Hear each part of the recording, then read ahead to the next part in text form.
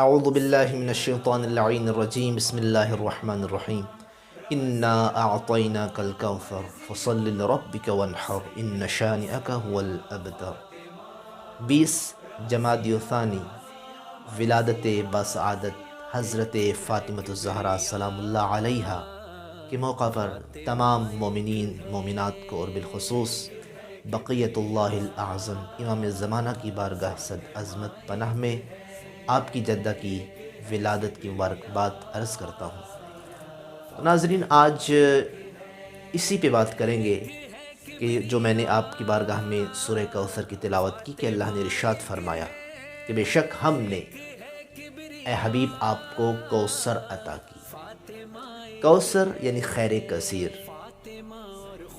ایسی شے، ایسی چیز جس میں خیر ہی خیر ہو۔ یہ سورہ مکی ہے اور قرآن مجید کی سب سے چھوٹی سورت ہے سورہ کوثر۔ بعض منکرین ولایت اور بعض اعدائے اہل بیت اس کی تفسیر سے ہٹانے کی کوشش کرتے ہیں اور یہ کہتے ہیں کہ جناب اس سے مراد جناب سیدہ کی ذات نہیں ہے، بلکہ اس سے مراد کیا ہے؟ اس سے مراد یہ ہے کہ آپ کو مال کثیر عطا کیا، آپ کو نعمتیں عطا کی۔ لیکن میں عرض یہ کروں کہ ٹھیک ہے، نبی کو جو بھی چیز عطا ہوئی، نبی کو جو بھی چیز اللہ نے دی، وہ اس میں خیر ہی خیر ہے۔ اگر اللہ چیزوں کو بیان کرنا شروع کر دیتا کہ میں نے فلاں چیز بھی دی ہے، میں نے فلاں چیز بھی دی ہے، میں نے یہ بھی آپ کو نعمت عطا کی ہے، تو پھر اللہ تعالیٰ خود ہی قرآن میں کہتا ہے کہ وَإِن تَعُدُّوا نِعْمَةَ اللَّهِ لَا تُحْصُوهَا، کہ اگر اللہ کی نعمتوں کو تم گننا چاہو تو تم دائرہ شمار میں نہیں لا سکتے۔ تو اس اعتبار سے اللہ کس کس نعمت کو بیان کرتا کہ اے حبیب ہم نے آپ کو فلاں فلاں نعمت عطا کی، لیکن اللہ نے کہا اِنَّا أَعْطَيْنَاكَ الْكَوْثَرَ، ہم نے آپ کو فاطمہ جیسی عظیم نعمت عطا کی ہے۔ گویا وجود فاطمۃ الزہرا سلام اللہ علیہا ایسا وجود ہے کہ جس میں ہر چیز، ہر خیر پوشیدہ ہے، یعنی وہ مجسمہ کہ جس میں اللہ نے ہر چیز رکھ دی ہے اور ہر چیز کی خیر رکھ دی ہے، وہ جناب سیدہ کا وجود مبارک ہے۔ تو لہذا فرمایا اِنَّا أَعْطَيْنَاكَ الْكَوْثَرَ، کہ ہم نے آپ کو کوثر یعنی فاطمہ عطا کی۔ اور پھر اتنی بڑی نعمت کہ اللہ جو اپنے حبیب کو کہتا ہے کہ اے حبیب قُمِ اللَّيْلَ إِلَّا قَلِيلًا، قیام کرو لیکن تھوڑا قیام کرو، نمازیں پڑھو تھوڑی نمازیں پڑھو۔ لیکن آج اللہ کہہ رہا ہے کہ میں نے آپ کو اتنی عظیم نعمت عطا کر دی ہے، فَصَلِّ لِرَبِّكَ وَانْحَرْ، پھر اپنے پروردگار کے لیے نماز بھی پڑھو اور قربانی بھی کرو۔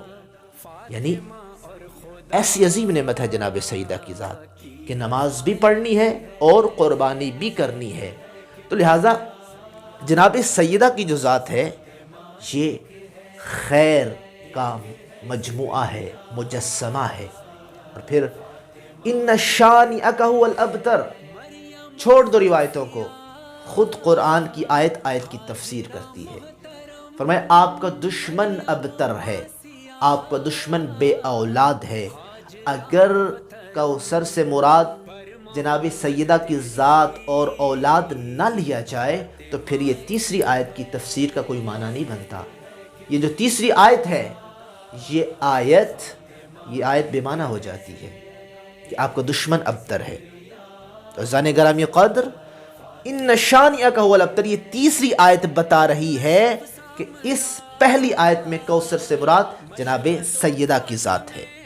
تو لہٰذا بہت بڑی نعمت عطا کی اللہ نے اپنے حبیب کو، اور یہ سورہ کوثر در حقیقت منقبت حضرت فاطمۃ الزہرا سلام اللہ علیہا ہے، یہ ثناء فاطمہ ہے، یہ قصیدہ فاطمہ ہے، یہ منقبت فاطمہ ہے۔